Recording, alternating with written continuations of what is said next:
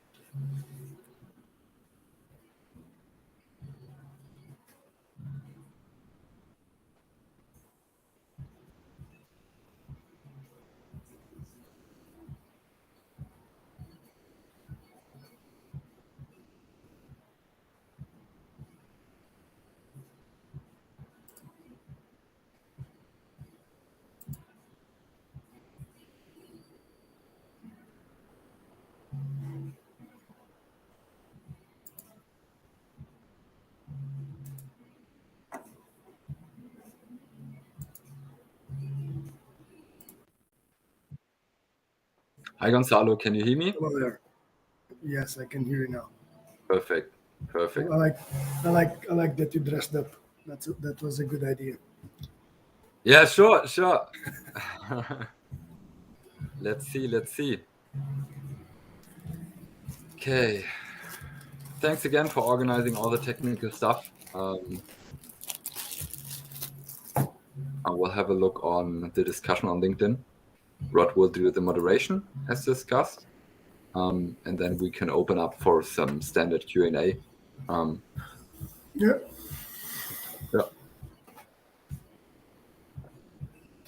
See if I can find something that elevates the laptop. So. Yeah.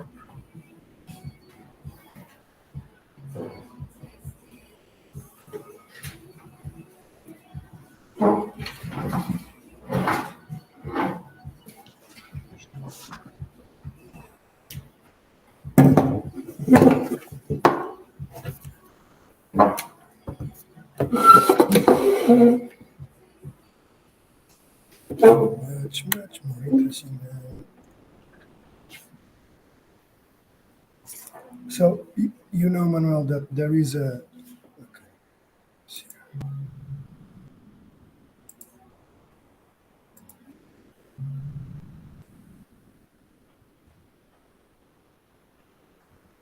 Yeah.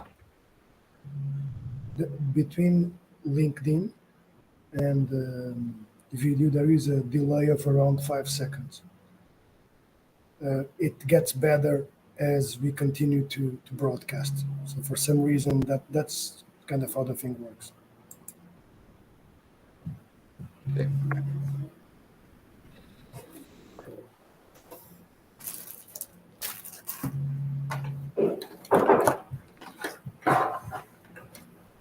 But the point is that we should focus the attention on the discussion here.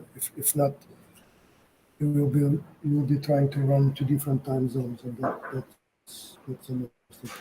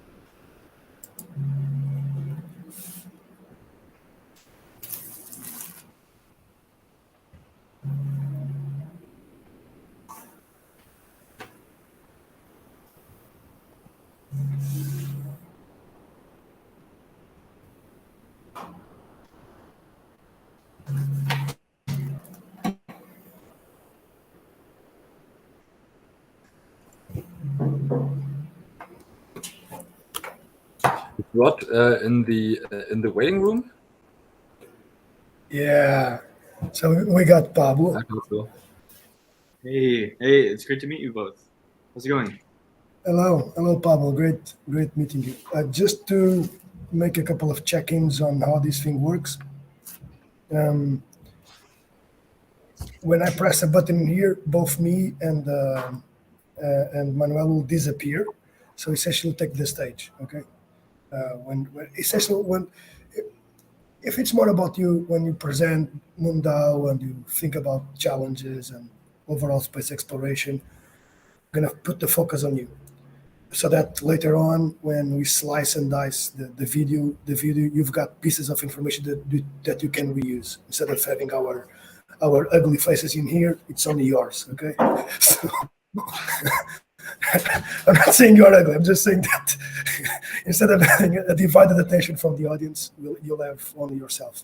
um, the the agenda is roughly uh, what is this space, a bit about Refi and DAO, a brief presentation of Pablo, then kind of talking about our projects as well, and then we have a discussion on DAO, lunar exploration, and so on.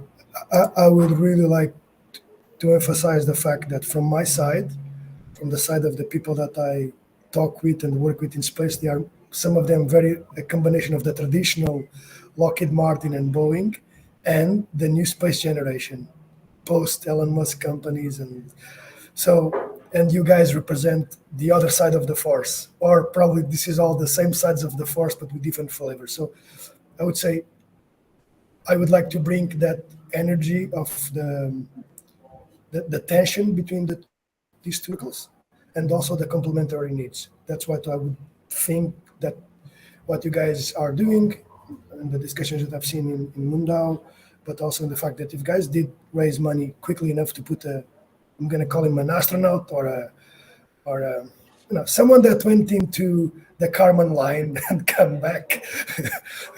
Okay, but you did it.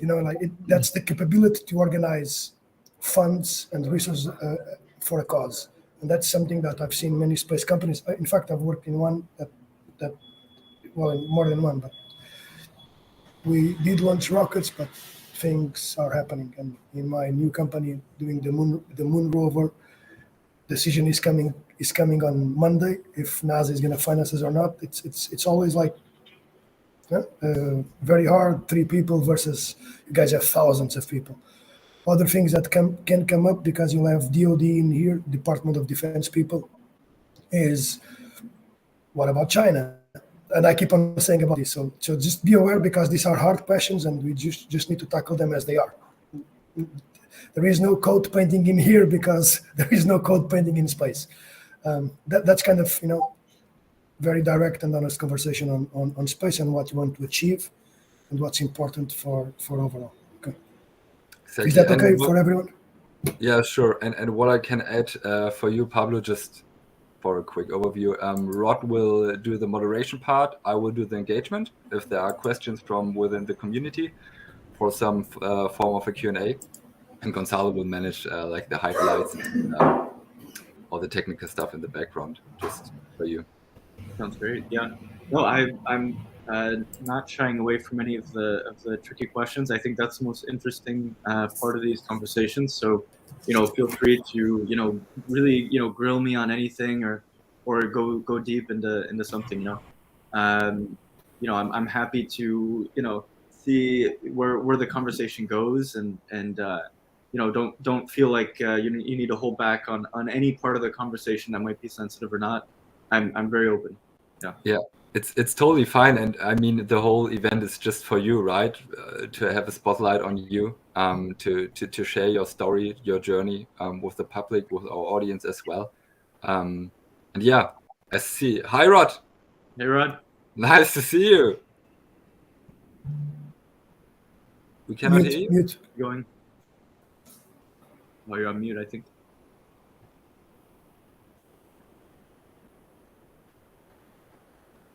Still on mute.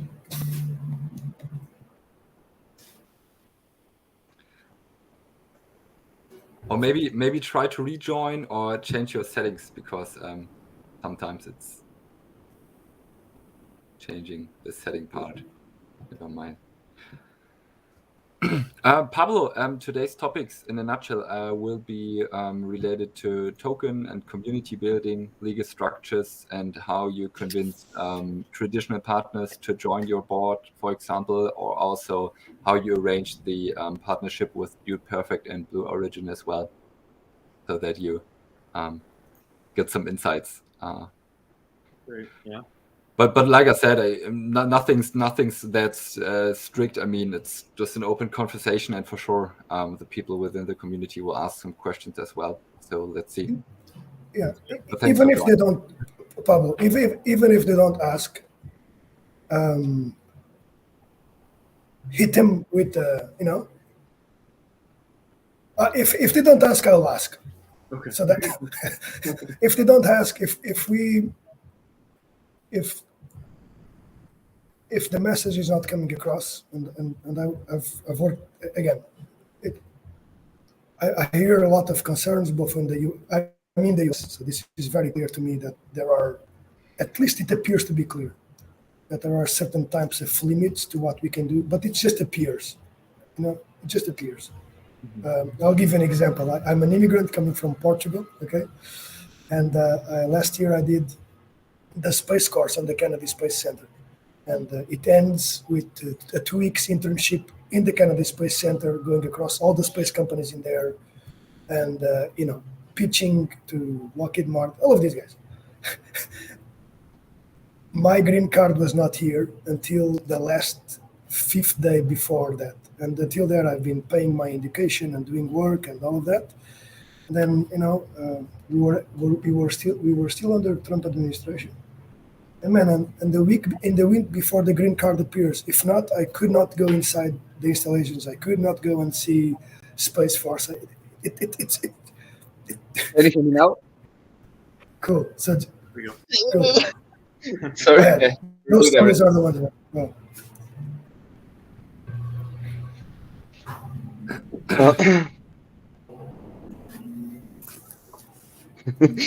So, Yeah, hi, Ron. hi everyone. Yeah. Yeah, nice to see you all. So, I'm a bit nervous, but I think everything should be fine. And I have to say, a lot of my friends from the last time, like CBDO of Exobotics, watched the whole video. So hopefully, a lot of people from space would watch this video as well. Yeah, I'm not sure if other. Yeah, this is- Actually, we have like 9 people in our circle, but it looks like not everyone will join. We are the most active thing. And regarding the circle, there is a project called Refi DAO, and we are like founders of space projects that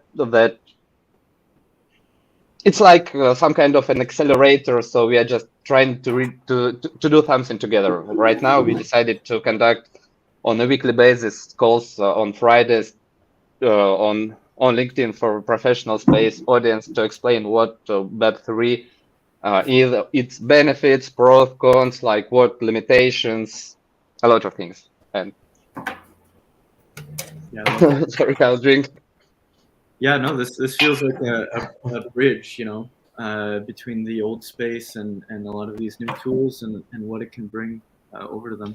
This is my first time doing a LinkedIn talk. I usually don't use LinkedIn. I have all the notifications turned off, so I'm really sorry if I was hard to reach or hard to respond. I don't get I just turn the notifications back on. So yeah, sorry about that. it all works, okay? From my professional experience, and definitely these are different worlds, LinkedIn has been a savior, finding me jobs, finding me contacts, finding me the right people, but most about sharing about information that I'm really like focused. LinkedIn is good on that. It's very targeted in the information that can help. Yeah, the bridge, I think bridge is a really good way to say it. So if you guys would like to start this, I'm going to go live, okay? I'm going to press the button on LinkedIn Live, and we can start. I need like 2 minutes, but I'll be back in 2 minutes, sorry. Yeah, can. I'm gonna go grab a water and I'll be right back too. Yeah. Okay. 2 minutes from now. Okay, everyone.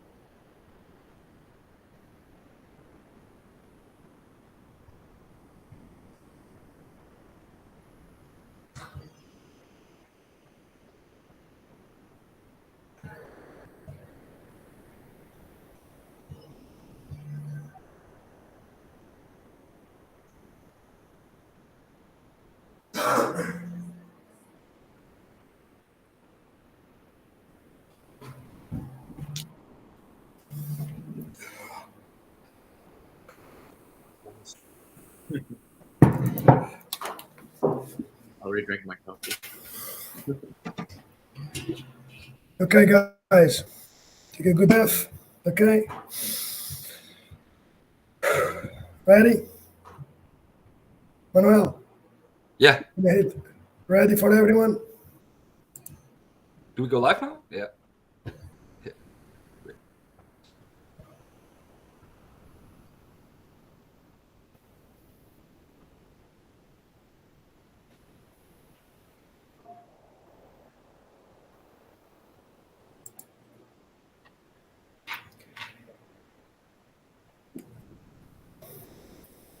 Okay, so welcome. I'm gonna buzz in the next 2 or 3 minutes with completely outside talk, and I'll tell you why. Because we have a very strong competitor to our talk,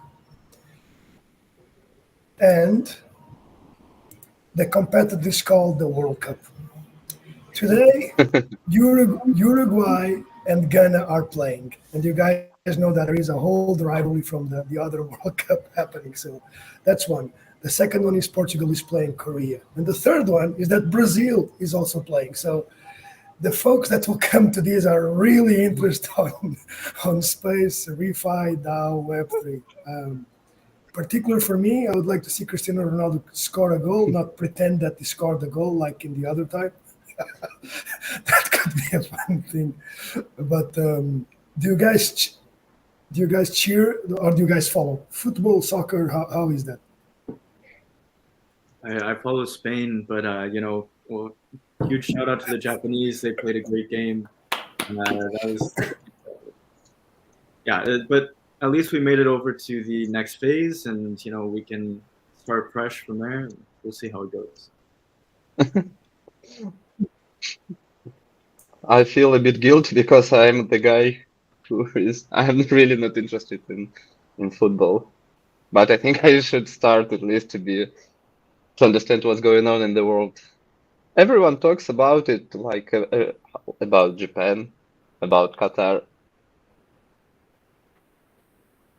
But yeah, me neither. I'm also not that interested in football, but I appreciate all the work that's behind the scenes. Okay, guys. We have a question from Jeffrey. I'm sorry, I don't know how to pronounce your surname. Unfortunately, you can join our call live because, well, it's slightly different system. It's a limitation of LinkedIn video streams. So it's not like Twitter Spaces, or like LinkedIn audio.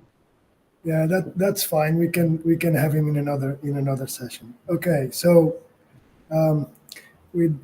without further ado, welcome everyone. This has been a bridge effort. Or Pablo did mention it before when we were backstage. This looks like a bridge between traditional space and non-traditional space, or whatever that means. But most important, I also believe this is a bridge, being in the sector for a couple of years now. But essentially looking at people and how they react to now I'm going to call it the meme word blockchain, ooh, and Web3 and DAO and all of these new terms, and how does that have to do with hardware space development that is not software? What does it mean a decentralized community? There are so many questions out there, and and the belief today is that we can bring some clarity into that and also some tension, because tension is really an important thing. Without tension, there is no growth. And the questions, if they don't come, we have a set of ideas. But today we have Rod in here, Manuel, and the stage is for Pablo. But I'll leave you guys with both for Rod to present himself and Manuel, and then moving on to Pablo. Yeah, thanks. First of all, thanks, Pablo, for joining us, and thanks for allowing me to present myself. So I'm the guy who works on open source software for lunar colony design and engineering. I came to I've been looking for crypto for I think 6 years, but till till the May of this year, I had no idea what DAO is. And thanks to Pablo, I started to change my mind what it is. Initially, I thought it's just about getting the money fast, but now I understand that things are significantly different. So I'm really happy that now I'm part of a community of Web3 developers. And thanks.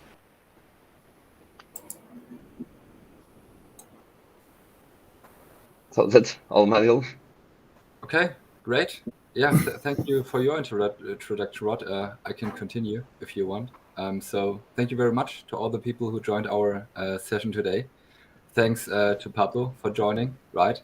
My name is Manuel Valerio. I'm the founder of Deep Venture IO and also the catalyst and one of the core founding members of our D-Space Space Fauna Circles. And the reason why I do all this stuff is that I've identified a lot of problems in the academic world related to IP ownership, human resource contracts, communication, collaboration, and for sure crowdfunding opportunities for scientists worldwide. You can imagine, guys, there are two different movements currently emerging out of this blockchain space. One movement is called regenerative finance, ReFi. So how can we as society can actually use blockchain tools to create a positive impact for our environment? And the other movement is called decentralized science, DeSci. So how can we as society move into this blockchain space and convince scientists, right, to actually contribute in a more streamlined way? And my work there is that I build a decentralized IP marketplace for space patents. We already launched our first prototypes with more than 4,000 publicly available patents on the web. And right now, I'm also cooperating with a lot of influencers in the new space industry. I'm also collaborating with one of Germany's biggest influencers called Senkrechtstarter and build like B2B partnerships, right? To bridge the gap of the understanding from the traditional space industry to new space and to D-Space now. And for sure, if you are totally up for Web3 topics and the new space industry, we are totally open for anyone to join our D-Space Space Founder Circle. So thank you very much to all of you who joined today. And now it's your stage, guys. Great. Yeah. Thank you so much for having me, and thank you, Rod, really for making this connection and having me on here.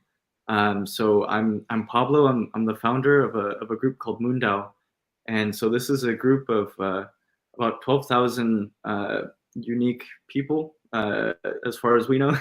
With crypto, everyone's anonymous, so it's sometimes hard to get an idea of how many people are in an organization even.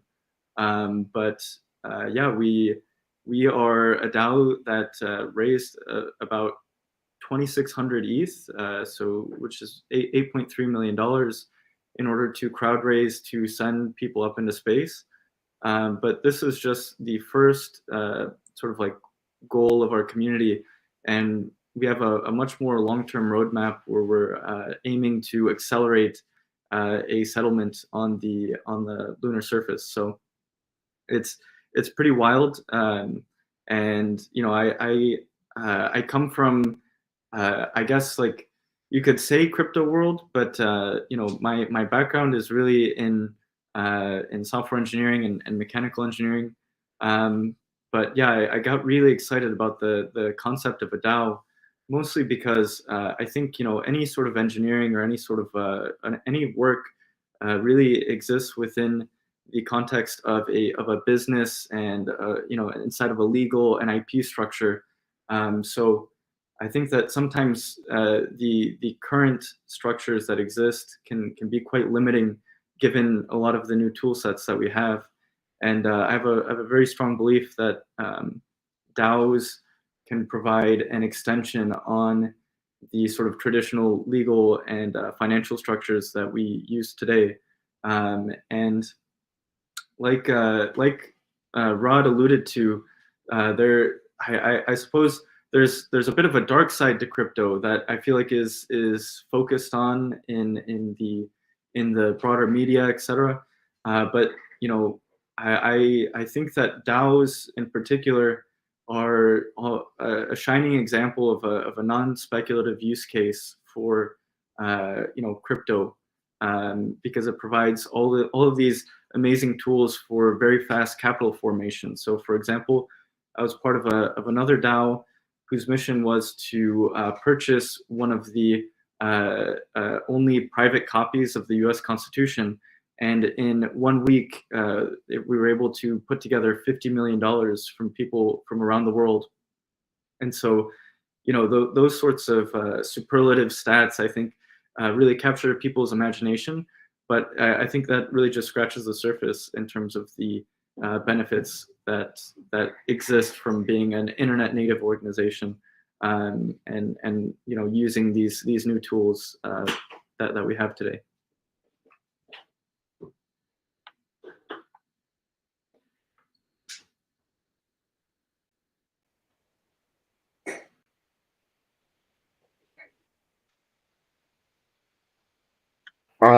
Yeah, you're good. Yeah. I'm just going to bring us all into stage because you just threw a lot of things into us, including, and you didn't throw the sink in, but you even brought us the U.S. Constitution, and with that capability to move people, how do you see? I'm pulling up a question, but before that, man, wise place. Yeah, no, that's I feel like that's the fundamental question. And you know, I think that there are a lot of movements. You know, for example, we have something like effective altruism. So you have Sam Bankman-Fried and the whole FTX thing, and their overall philosophy of how do you do the most good in the world. And you know, in my opinion, I think that most of the world's conflicts are due to resource constraints, and so if we want to expand the abundance of resources in the universe for humans and to live, you know, a great life, then I think, you know, we have to look to expanding. And you know, we've expanded past, you know, we've gone from you know, into the new world, and we made a bunch of mistakes and expanded west, and now we're out of frontier. So the frontier really is up. And I think that, you know, every time that we expand into these new frontiers, it gives us a blank slate to think and write about how society should function. You know, I think that, for example, America is a distillation of sort of an optimism. It's an optimistic spirit of people, immigrants coming in and wanting something better. And I think space is that new frontier. So it's a collection of optimists that think, hey, what could society look like on other planets, on Mars? What does a settlement look like on the moon? And I think this really captures the the popular imagination. And so space isn't just about engineering and rockets and all that stuff. That yes, that is sort of like the base layer, and those are the technical challenges that need to be solved. But there's a human element to it too, and a human narrative.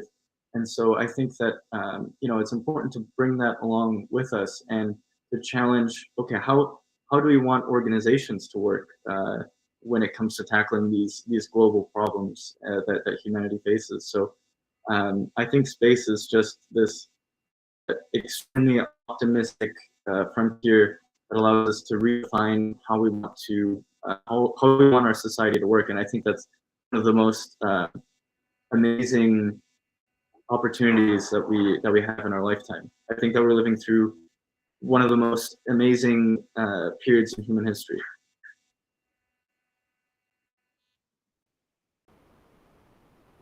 That's amazing. Can you tell a bit more about the history of Mondao, like how you came to the idea and how it started? Like how I have to say that we are founders, so it would be amazing if you could share, like some insights. How can we start our DAO? What it is? How you started? How you made the promotion? I know that here are a lot of people from professional space society, but I know that they are all interested in how you succeeded, because you've sent a guy to the not to the moon yet, not to the moon, but to space, and it's amazing. So I think it's a question that a lot of people would be happy to hear on that. Yeah. I think in terms of useful advice when it comes to starting any new organization is, and especially one that's internet native, is to have I guess like an abundance mindset. And by that I mean being extremely transparent with all of the information, everything that's going on, and bringing other people into the journey. So one common mistake that I might see in DAO formation is an idea of like, okay, so we are a core team, or we're the founders, and we have our special conversations that happen here, and other people can't be involved. But I think this sets a boundary between how much people can express their creativity and their interest into the organization that you're building. And as you're building it, you'll find all of these people that share similar interests. So I think one of the major strengths of Moondao was just that extreme openness to having people jump into. We had a Discord basically, and it started out with just 2 people, me and my co-founder, and just a Notion doc of the ideas of what we were going to do. And then we just started, building up a Discord with different channels that people can talk in. And then we shared it with our friends. We shared it in different spaces that seemed, tangential or might have some of the, people with similar interests. And then we just met on a regular cadence. So we met every 2 days or something. We had town halls. We talked about the idea, about what we could do.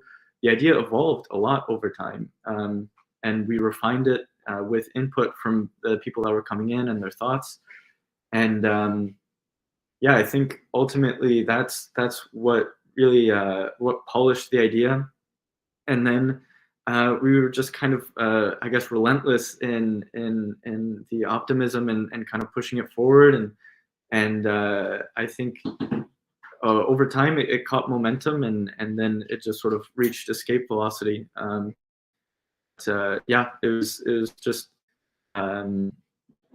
like it. I guess what I'm trying to say is it wasn't very premeditated. I don't think that anyone in the early stages of the DAO could have imagined that it would turn into this big movement with 12,000 people.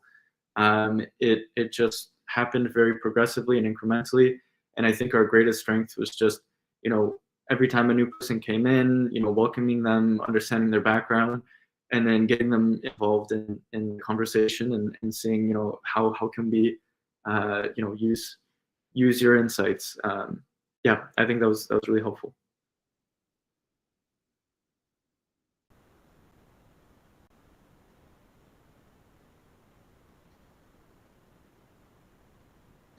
Gonzalo, you're on mute. Yeah, I have to make a question in here, Pablo, before you continue and kind of breaking a bit that. Blue Origin now has something like 6,000 employees, so it's burning cash at an extremely high rate. They are also building in a different way. SpaceX has around 3,000 people, and they are launching. Most of these guys are engineers. And you also have a workforce, let's call it workforce for a lack of a better term, because it's probably not as diverse as a better inclusive term as it is. But let's call it, we are all the workforce, fingers in hand. Man, running an organization or avoiding to run an organization with non-layers, with 12,000 people, represents a challenge, as Rod explained, and Manuel, I believe, as well as you guys aim to go for the moon. As you guys, and I mean the DAO as well, I just appear there with awful first preparation. The first thing that I said is like, I don't want China here. That was my focus. So imagine this, and the community in there responded pretty well, like in terms of learning and talking about things. But my question is, Pablo, very soon you'll have the challenge of building something hardware specific, or having contract manufacturing somewhere that needs to be reassembled and integrated and flight tested and proven and following something that allows success. With a workforce of 12,000 people, what are your ideas? How are we going to do this? And I say we because as you are speaking, it's really inspiration to understand that, man, space can be done by all. So how do you plan to put this thing moving on? Yeah. Well, I want to clarify something. So the 12,000 people, they aren't all like working and all, constantly, in all the conversations and all of that. It's 12,000 people that have our governance token. And so we have, 12,000 people that have some share and say in how we allocate resources. So the treasury is fully controlled by members of the organization. But yeah, you've rightly pointed out that the major hurdle will be at this stage for us is organizing around a real technical project and doing some real hard engineering. And so we're in the phase right now of collecting all of the, I guess, our most talented engineers, and I've been blown away by the backgrounds of the people involved, and it's amazing to see people dreaming about what can we actually achieve here. I think ultimately we're going to have to face a reality of ITAR and of all of these different lines in the sand that have been drawn here on Earth, and it's going to be a challenge to overcome those things. But I think that it can be done, and I think that ultimately I feel like this has to be the path forward. It's a path of collaboration and working together with people from different countries, and rather than creating a competitive environment where it's either I win or you win, we can create a collaborative environment and all win together. At the end of the day, I think something like space is something that ignites the curiosity of people from all over the world. It's a shared mission, and so I think that the organizations that tackle these problems should be organizations that have people and stakeholders from all over the world. So for example, our community has a lot of people from China, as well as Westerners. And, you know, in the traditional space world, this is a huge no-no. This is, you know, very problematic. But I see it as, you know, this is a bridge between, you know, figuring out how do we collaborate and how do we work together with these nations. There's a talk by Noam Chomsky that, you know, I don't agree with everything Noam Chomsky says, but I think on this point he's right. That if we don't learn how to work together and we don't learn how to tolerate each other, that the current challenges that we face will only get worse and worse, and it might lead to catastrophe. So I see, you know, two major paths forward. One is, you know, figuring out how do we work together? How do we, you know, get past all of these cultural barriers that exist, to find common ground and be able to achieve these missions? Or, you know, do we want to further, you know, further this divide that exists? And, you know, I'm not saying that I agree with everything China does. I'm not saying I agree with everything the United States does for that matter, but there needs to be common ground and a way forward where we can work together. And so this is, you know, my personal mission, at least, and well, not just my mission, but I think the mission of the people inside of it is figuring out what is that collaborative way forward, especially when it comes to, you know, working with IP and technology transfer between nations. So we'll see. We'll see how it goes.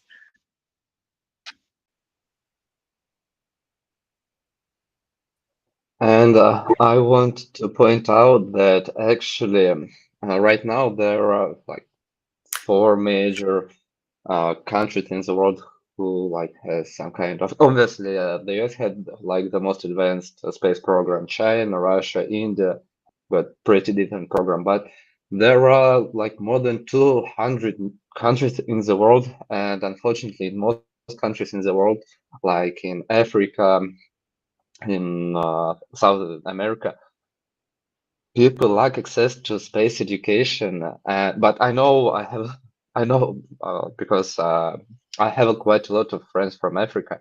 They're really amazed by the fact that now they can participate in a complex, decentralized, I mean, in a mission that are created by people all over the world. So now they can they have access to the world. For example, I have a friend from Nigeria, and he has to go to become a mechanical engineer because there is no. But he wants to be a space engineer. Of course, mechanical engineering is great, but in Nigeria there is no space university, and that's really important because just not many people in the world have a privilege to have a great education. And with the Web3, with all the possibilities, with all the capabilities that internet gave us in terms of knowledge sharing, and especially with the new things like IPFS and the permissionless access to information, I think it'll be for good for the whole humanity, because now people have choice, and rather than, you know, extracting resources, like in most not advanced countries, it's the only way to get money. But now people have a possibility to participate in space, to get money from space exploration, like for them to buy on that money something around them. But basically it means that it creates economy in a lot of places in the world. So I think it's really amazing. And what I can also add to the conversation is that we not only need to educate the people worldwide, especially in the southern hemisphere, that space is actually accessible for them now, but actually to educate the people in the Western world as well, that there are a variety of ways how we can conduct research, for example, or business as well, not in these closed loop development cycles as we saw it in the past, but in a really open and transparent way, right? To foster open innovation, to foster open hardware development as well. And this is for sure the challenge not only of our generation, but the generations to come, right? So that this shift, this mindset shift will intensify over the years. What do you think? Absolutely. So I love the open source movement, and I think that if you looked at the early days of open source, it was met with a lot of skepticism because you have these regular companies that have their engineers are paid, they have huge upside with the stock or whatever, and you have this passion project, I guess, of people that aren't getting paid at all. They're just volunteering their time, contributing to an open source project. And it seems like kind of like this silly thing that's insignificant say in the 90s, in the early 2000s. But you look today, and most of the servers worldwide are running Linux. They're not running Windows. They're not they're running Linux, because that is what over time became the standard. And I think that all of these closed IP, closed source things, maybe it makes sense to do that to protect a new technology where there's a high amount of investment, and it makes sense to hold the patents and be able to reap the rewards for putting in all of that R&D. But I think that there reaches a point where it's much more beneficial to create open standards that other people can build on top of, and that becomes a huge win-win for everyone. So I think DAOs in particular are super interesting because they can fund open source initiatives, but they have the incentive of tokens behind it as well. So now you don't have to make the trade-off of saying, okay, I have my 9-to-5 job, and on the side I just do this passion project for fun, but I can't live off of it or anything like that. Now it's like, okay, maybe I still have a 9-to-5, or maybe I contribute to a few different DAOs and I make enough in the incentives from there that I can work on open source projects full time and still sustain myself and eat, and in some cases thrive. So I think this is we're just scratching the frontier of a new way of organizing, and this new medium is going to be so revolutionary that it's very exciting for me, and it's hard for me to communicate without being too optimistic. I don't want to get I think that there are some definite dark sides to this, and I'm happy to explore those and talk about them in this chat too. It's not all perfect. It's not all beautiful. It's not worked out yet, and that's also something that's exciting to me too. Is that it is a new frontier, and it's kind of a wild west, and so these early pioneers really, I think, are setting a lot of standards and precedents and experiments that other people can work on top of. So I feel like that's also really exciting for people too. It's like, hey, this whole thing is new. Maybe it doesn't work out, but it seems like there is a chance, there's a probability that this new type of organization could be something that evolves the human race and how we coordinate and how we work together online, and maybe even create a better world that makes the old world not relevant. And there's man, I always mess up his name, Buckminster Fuller. I think that's how you pronounce it. He has this amazing quote that's, you shouldn't fight the old world. Just make a new world that's so much better that people just decide to switch over. And I think that's kind of how I feel a lot about this DAO movement. It's not in competition with any old world or fighting against it. It's really just creating a new thing, and if people find it compelling, they can switch over. That's so inspiring. one thing comes to my mind, and I'm very U.S. centric in a way because I live here. It's when I mean it's making sure that locally I can make a difference, so that later on we can make a difference in a global way. Um, the U.S. has, by default, a ton of space expos, different sorts, transportation, accent, a set of these. Um, and what I feel is that sometimes when we talk about, and I would like you to explain on two details, that is two major concerns, the word blockchain, Web3 trust overall, that's one. Give us your thoughts on that. And the second one has to do with, okay, we have found a decentralized autonomous organization. How do we avoid misusage of technology by, and we talked about this essentially, by people that do not share the same values of humankind and peaceful utilization of space. And I'm not even talking about going back to the world, to the OST, the Outer Space Treaty, because it was done. It was fantastic for the era. Then, in a time where no one would think that commercial companies would occupy the place that they are, that's it. It's a revelation of time. But from your view, is how could we gain trust? Probably by giving, but how can you gain trust on these old names, Web3, tokenization, blockchain? We had a scandal before, but like with many scandals that also happened in the banking world before it started to happen. But how can we gain trust on that? When I say we, is US companies, I'm being focused in here, that are starting, or even companies that would like to join the movement to understand engineering capabilities, financing capabilities, overall connection capabilities. And the second one is, how do I know that my work would not kill anyone?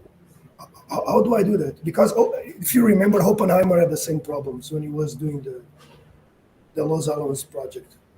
Someone had to do it. And how can you stop that? So I believe that we are on the cusp of doing something with this type of, dealing with this type of technology. And since you are a leader on this aspect, a leader, but I also believe that you are also sharing leadership with all the ones in here. How do you do this these two sentences in a global way? Yeah, well, okay, yeah, that's a really good question, and there are a lot of parts to it, so I'll try my best to answer each.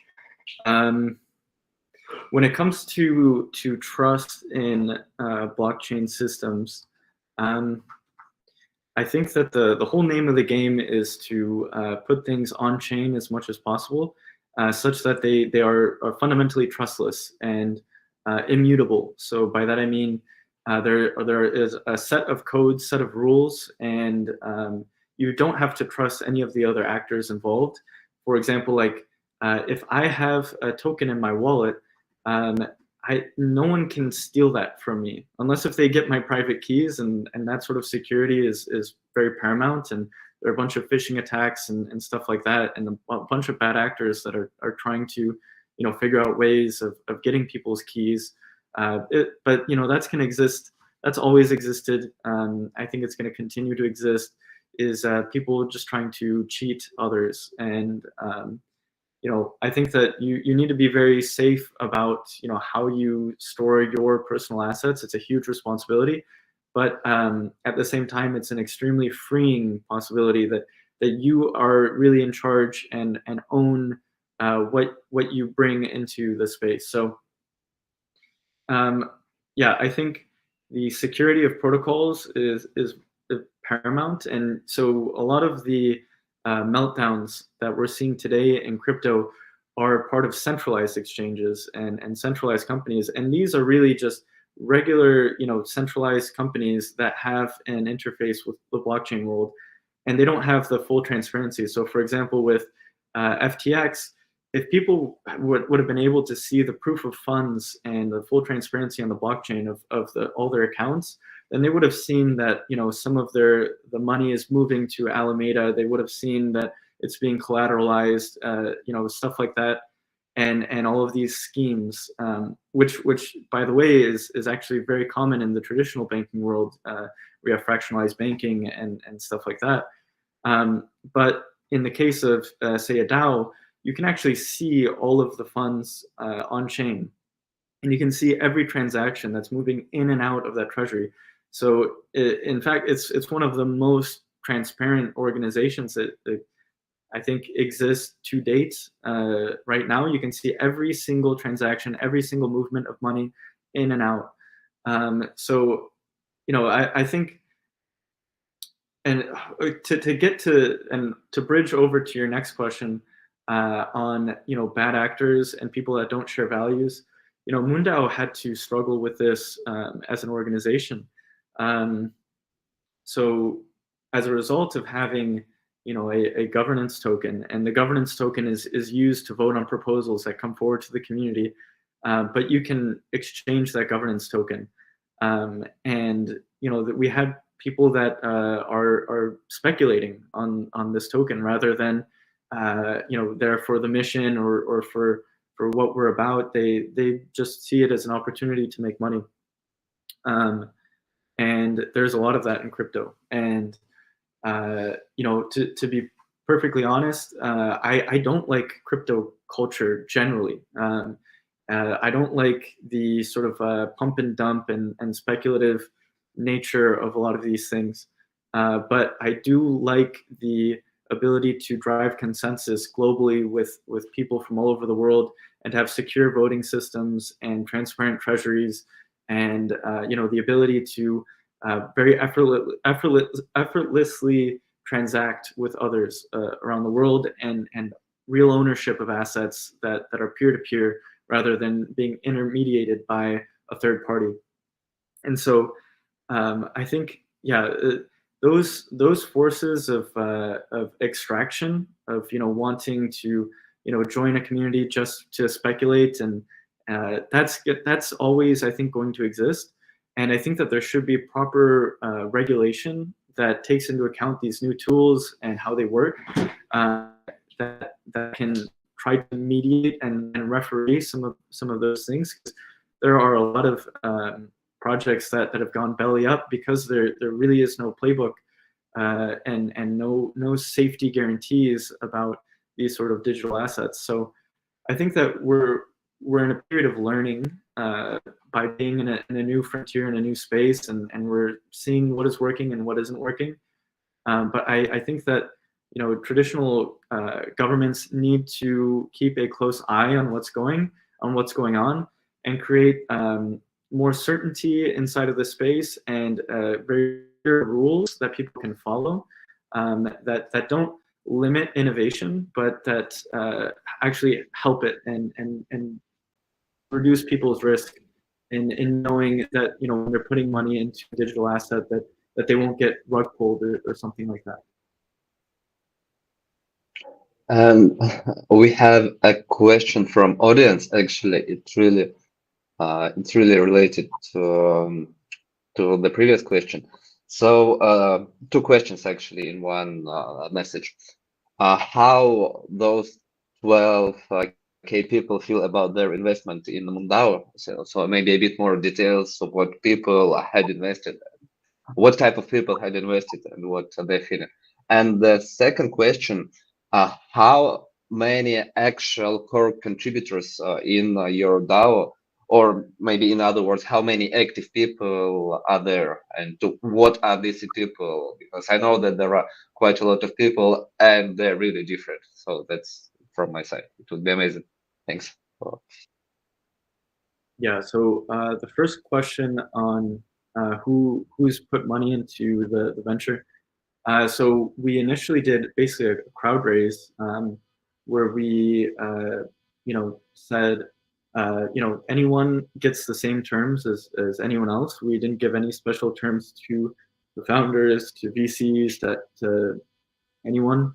I like to say, my brother, my little brother got the same terms as the biggest VC in the world. It was everyone treated equally, and we had about 2,100 people that put in money, and it came from all over the world. There were a lot of people, surprisingly, from China, and so I'm still trying to wrap my head around why this caught on specifically in China more than other countries. They seem to share a very they're very, very, very interested in space, and I think also they're somewhat limited in where they can put their assets. I think the primary way in China that people create, like, do investments is through property, and that's very expensive in China. But the Chinese government has actually outlawed Bitcoin, and so a lot of these people are under VPN, so they are engaged in the community through a pseudonym, and that's actually quite common in the space. So, but yeah, we had people from all over the world, mostly just regular people that were interested in contributing to our mission, and like the idea of maybe potentially being chosen to go to space, or just being involved in something like this. Like Rod mentioned, most countries don't have a space program, so having the opportunity to take part in an internet native space program, I think was pretty exciting to people. In terms of how many people are involved on a day-to-day basis, it's hard to estimate. I'd probably say somewhere between 30, 40-ish people that are checking in and going to meetings, something like that. And their backgrounds really vary. So yeah, we have some people that are technical, some people that are DAO focused and love the community aspect of things. Some people that are interested in like growth and how to expand the mission. Yeah, really, people come from all kinds of backgrounds and all kinds of places. Yeah, but the common interest is space and how something like MoonDAO can achieve its goals. I think everyone's just kind of interested to see what they can make out of it. So, Pablo, I really I would like your vision on this. You are building, in a way, your own space program. And when I say your own, it's your own times 1,200, or whatever is the number. The number can fluctuate. In the history of human space flight, there are many actors, many people that didn't go to space, but they paved the way for others to go. From what I read from the MoonDAO, currently the objective is to build, I'm going to say, a colony of the world, to build an habitat on the moon. Could be the moon, could be Mars, could be Leo, Geo. But in fact, the question in here that I'm trying to bring is, it will require some funds and a ton of engineering, or even in reverse, or a ton of both. At a certain moment, you lock in these and keep it moving. I think it's completely and brutally inspiring, the idea that anyone in the world can build their own space program in this decentralized way. And most likely we could help, show, promote that across the world, and taking away bad actors, as in any organization, as in any place of the world. My major question is, the moment you engage in something like that, you probably need more people. How can people really help? What I mean really help is not only going on Discord. Again, I believe that you will need facilities. You will need hardware development, because even if you build things on Vectron, you need to put the Vectron going somewhere. We will need between medium to space launch capabilities and integration. Yeah, Pablo, what's potentially the timeline for such an understating project? Because if you want to have people working on the moon within that habitat, transitioning between here and there, most likely living in a society or in a place that has its own rules, not being a good thing or a bad thing, it has its own rules. How do you see this moving on? And how really can people help? I'm saying, like, for example, I'm building, or I'm trying to build ways that AI can help you on concept designs, okay? So that you have your system engineering process pulling up data from the thousands and millions of terabytes of information that exists from research articles, so that the engineers have better options, and probably later on moving into an unsupervised build. How can someone help me? How can someone really help? And like you said, be paid for it, because people need to live. How can this be done? And if this is too much of an overtaking, yes, it is. So how can people help? One, really, how can they believe that they can support this? Because Rod is helping a lot on this, and Manuel with the decentralized movement, decentralized science. Yeah, how can, when I mean really, Pablo, I'm talking about if someone goes in the GrabCAD community and builds up a really good fixture for your first stage, how can they share it, man? How is that going to be feasible within the overall architecture?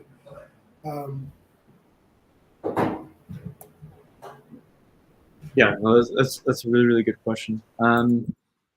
So I think that, you know, we'll have to learn a lot from the open source software movement and apply that to, you know, open source hardware. So right now, you know, I think it's pretty much understood what the workflows are for working in distributed remote teams for software engineers. You have, you know, a versioning system, you have, you know, branches, people can work together, collaborate, comment, review code, integrate it. You know, they can manage massive software projects, you know, in a totally distributed remote way. Hardware, I think, has some catching up to do. I think we still lack some of the tools. You know, for example, I'm a huge fan of what Rod is doing with building like an open source framework for, you know, capturing requirements and having people work together remotely. And you know, I think that those are sort of like the fundamental layer of things that need to be worked out, and that would be a huge effort, or a huge value add to the space in general. And then going from the world of you know, bits to the world of atoms is very difficult. You know, in the world of bits, it's easy, relatively, you know, speaking. You know, you can iterate very quickly. You can change things as you go. But you know, when you actually make a physical product, you know, the iteration cycles are much slower. You need to really get it right, get it perfect. Like you mentioned before, you know, especially in space, you really need to get it right, or you know, people could be harmed as a result. So you know, that's going to require a lot of QA testing and a lot of you know, yeah, I think that there's just needs to be a full stack effort. Everything from like the ground up of like, how do people coordinate and work together on hardware projects will be really important. And then there's huge efforts happening right now in the DeSci movement that I think are totally awesome. And having people share scientific insights and data with each other. For example, I'm a huge fan of this idea of publishing your actual code and functions and data, and then letting people compose on top of that when they're doing their research. because it improves reproducibility by a massive amount. So I'm just talking about the process and the workflows. So I think that is the biggest value add to the DAO space in general. And like I mentioned, most DAOs really just work on software projects. There aren't that many that are working on hardware projects. So yeah, if you're listening to this and you do something, I guess, traditional in hardware space that works really well for your organization, consider open sourcing it and consider figuring out how you could get other people to build on top of it. And I think that would be the best thing that you could do to help organizations like Moondao.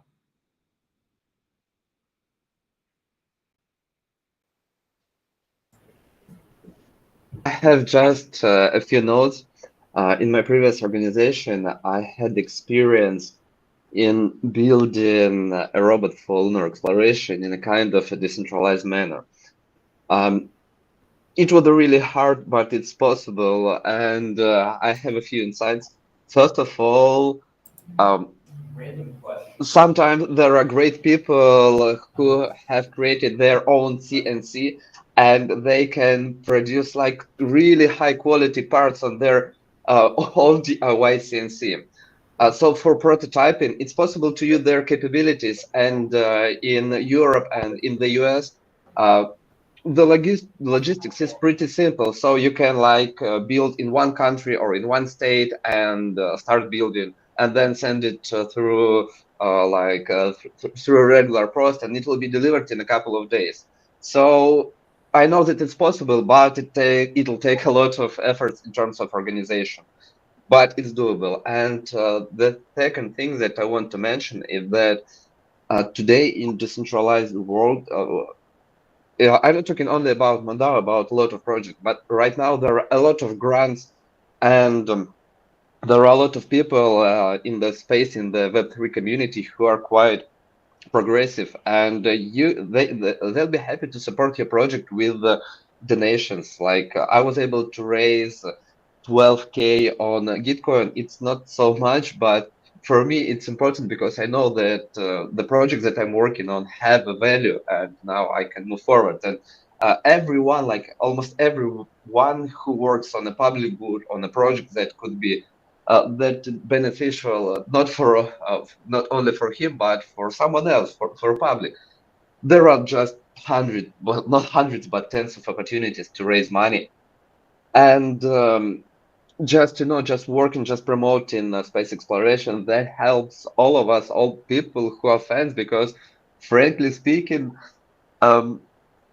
too few people in the world right now passionate about space, and one of our goals at the space community is to promote it. And that's just one simple way to, just simple retweet of a post could help. Sorry for taking so much time. Just yeah.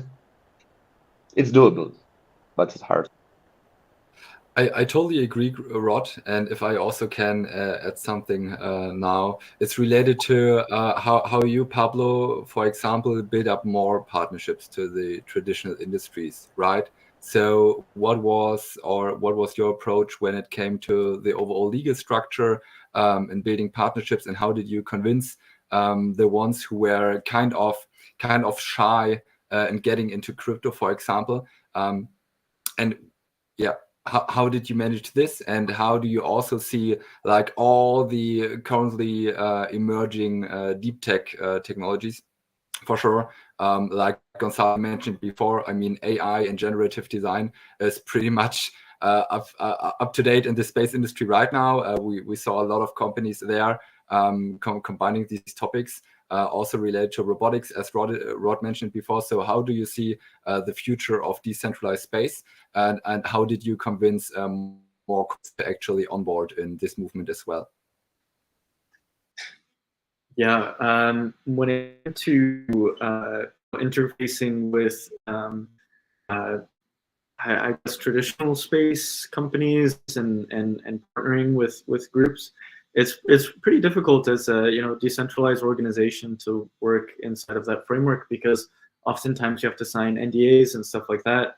And I think one of the most important things about DAOs is that the information is transparent and open, and that allows the collective to make informed decisions and be able to vote on things and to work together. But when you have a smaller group of people that have signed NDAs and have privileged information about a partnership, then it kind of becomes a bottleneck and a centralization point. But the process of, I guess, courting and speaking to these partners, I think at first you're met with a lot of skepticism, at least in the initial outreach and initial conversations. But yeah, I think once you get face to face and you can speak to someone and explain your values and where you're coming from and what is important to you and why you're doing what you're doing and why it's a DAO and all of this stuff, and just answer the questions. And I think I've tended to find a lot of common ground with these organizations. And at first, it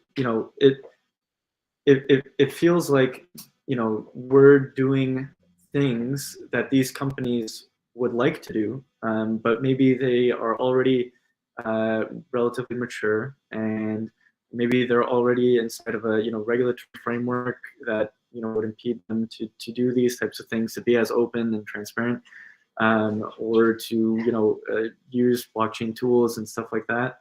So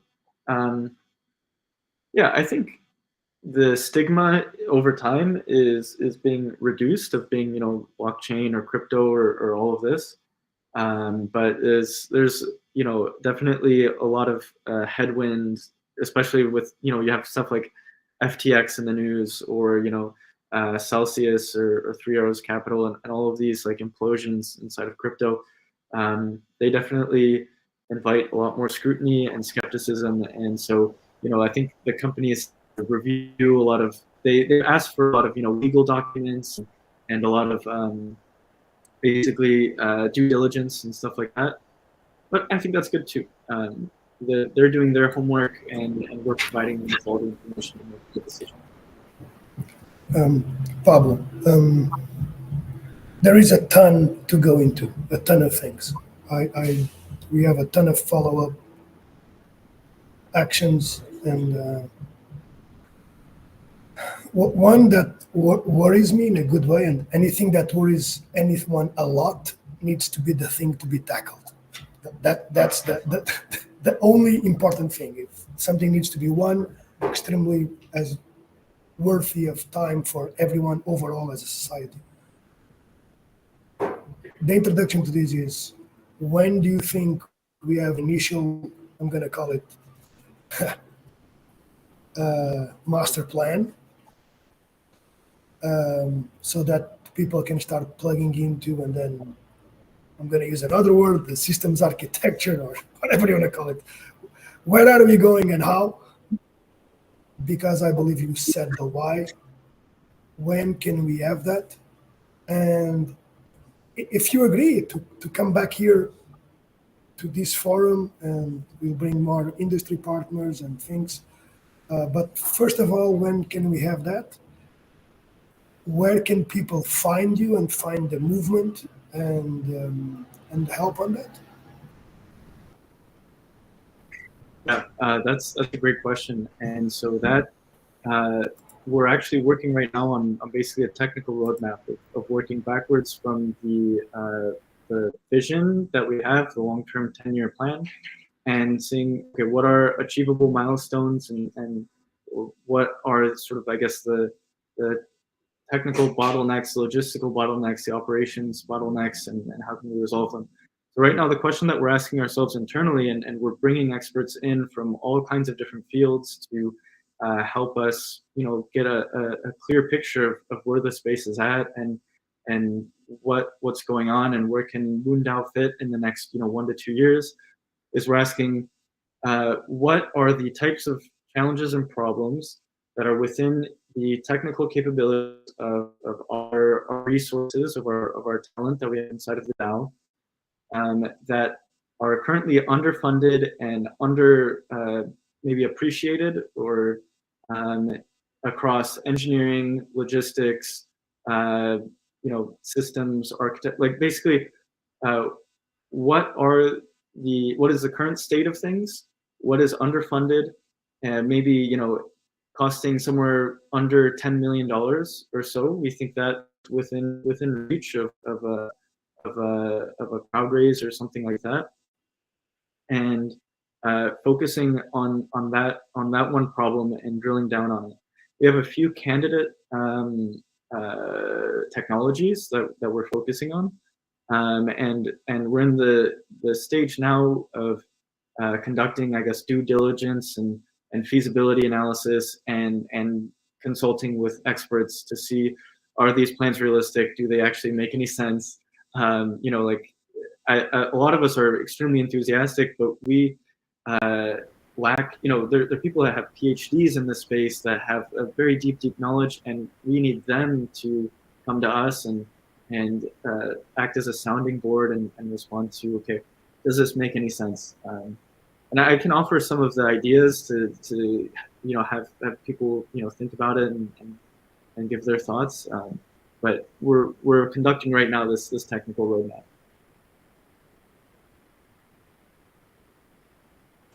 Okay, we are on top of the hour, and I do believe that we scored much more goals than Portugal, Ghana, and this was awesome. No one avoided hard questions. We have work to do. I would like some departing words from you guys, and I would definitely appreciate that Pablo, you in a couple of weeks or in a month can come back to this discussion within the LinkedIn community, as we will also find more, I'm going to say more wood for us to burn in terms of more people to the discussion and to the help of decentralized your own space program. From my side, I do think the directness and ability to tackle the challenges, because if we don't speak about them, then it becomes that hidden dragon that keeps on growing. So from my side, thanks. We will discuss further actions, and I would ask some departing words from Manuel, Rod, and Pablo. Yeah, I can begin. Thanks again to all of you who joined us today. I really like your approach, Pablo, of getting more experts on board, of getting more PhDs on board, because you can imagine there are a variety of people who are totally aware of all the challenges in the academic world, and they want to overcome this. Because our overall goal is to create something great for society, for civilization, right? To push the boundaries forward. So maybe now's the time for all of us to get into decentralized science, to get as many people on board as well, and then arrange our resources in the best meaningful way. So thank you very much. Have a great evening, or wherever you are, great morning or great afternoon, and hopefully see you soon. From my side, I want to say a huge thanks to all attendees. Thank you, Gonzalo, for hosting the event. Like, it's so cool that you do it. Thanks, Manuel, for helping with. I know that Manuel helps a lot with all the processes, a lot of boring like marketing stuff on the ground. And of course, thanks, Pablo, for joining, for finding for finding time to join and to explain what's going on, and to frankly speaking about all the thanks for all the insight that you give, and of course thanks for the audience for attending. Thank you so much. Thanks all. Yeah, and on my side, yeah, thank you guys for hosting this and for having me on, and Rod for making this connection, and yeah, and everyone in the audience too. Thank you for listening. And yeah, if I forgot to mention, so moondao.com is a place to go if you're interested in what we're doing, and there you can see all of our information, like involved, and see all of our documentation and all of the projects that are happening. So yeah, thank you guys so much for having me. This is really, really fun. Yeah. Thanks all. Enjoy, Bye. guys. And Thanks, Paul. Thanks. Enjoy the rest of the day. Be safe. Bye.